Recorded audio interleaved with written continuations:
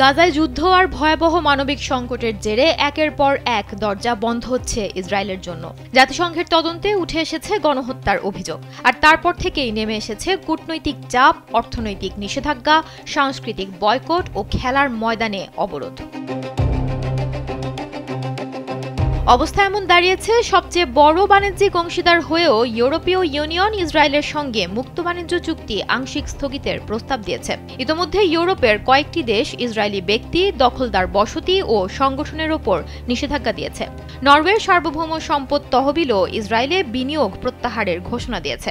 এখন যে কোনো ব্র্যান্ডের পুরাতন এসি বদলে নতুন ওয়ালটন এসিতে উপভোগ করুন 25% ছাড়।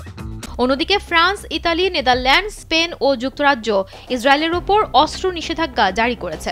অভ্যন্তরীণ চাপের মুখে ইসরায়েলি প্রধানমন্ত্রী বেনিয়ামিন নেতানিয়াহু নিজেই স্বীকার করে নিয়েছেন যে দেশটি এক ধরনের আন্তর্জাতিক বিচ্ছিন্নতার মুখোমুখি হয়েছে।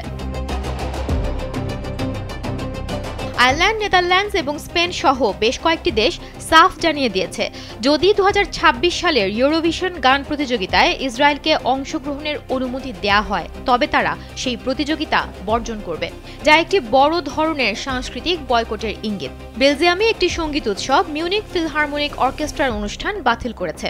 এর কারণ, ইসরায়েলি কন্ডাক্টর লাহাভ শানির সেখানে পারফর্ম করার কথা ছিল।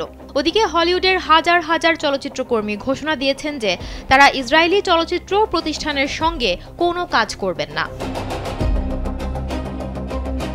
স্পেনে একটি দাবা টুর্নামেন্টে আয়োজকরা ইসরায়েলি খেলোয়াড়দের পতাকা ব্যবহার নিষিদ্ধ করে। এর প্রতিবাদে ইসরায়েল নিজেই প্রতিযোগিতা থেকে সরে দাঁড়ায়। এটাই স্পষ্ট করে যে রাজনৈতিক সংকট খেলার মাঠেও প্রভাব ফেলছে।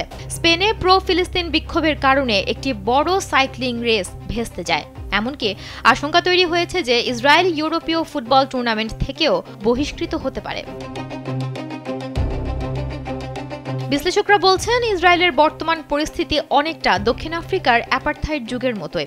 বর্ণবাদ বিরোধী আন্দোলনের সময় দক্ষিণ আফ্রিকাকে এভাবেই সঙ্গীত, ক্রীড়া এবং বাণিজ্য থেকে বয়কট হয়ে দেশটিকে একঘরে করা হয়েছিল। ইসরায়েলও যেন সেই পথেই হাঁটছে।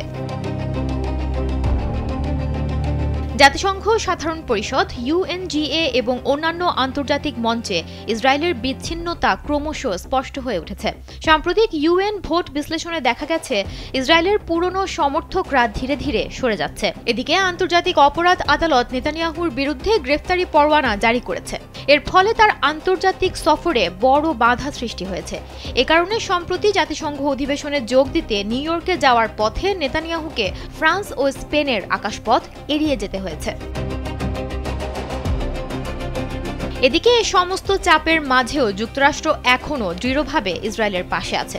মার্কিন প্রশাসন স্পষ্ট জানিয়ে দিয়েছে যে মতভেদ থাকা সত্ত্বেও ওয়াশিংটন ও তেল আবিবের সম্পর্ক অটুট থাকবে। তবে আন্তর্জাতিক সম্পর্কের বিশেষজ্ঞরা মনে করেন, ইসরায়েলের এই আন্তর্জাতিক একঘরে হয়ে পড়া দীর্ঘস্থায়ী হতে পারে যদি না সেখানে কোনো বড় ধরনের রাজনৈতিক পরিবর্তন আসে।